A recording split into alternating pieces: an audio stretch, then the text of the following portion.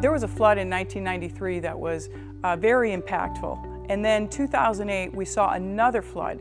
We decided that it was time to really evaluate our situation, and we wanted to relocate the Lee substation out of the floodplain, even though during the 2008 flood, we never lost that facility because we were proactive with our protection. It made sense to keep the location of the new substation on the east side of town. We wanted to be where the load is, where our customers are, and also in proximity to our existing lines to keep the costs down for our customers.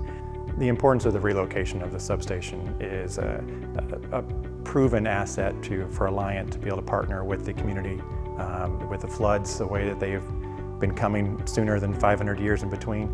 The reliability for power to our industry on the east end as well as the west end is just as important.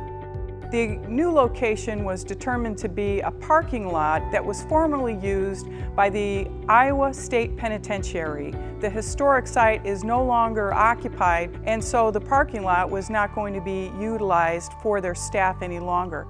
So we worked with the state to get the easement, do the soil testing, the environmental testing, and make sure that all parties were comfortable with our plans.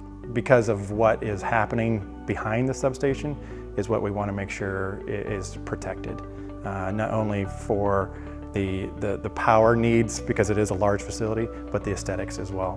When we were designing this substation, we were going to use an open air style that has been done in many industrial areas, but when we realized that the city had future plans for this prison that were not quite entirely clear yet, we wanted to make sure that any design that we put together was going to accommodate the plans that the city would have for the future use of this historical site.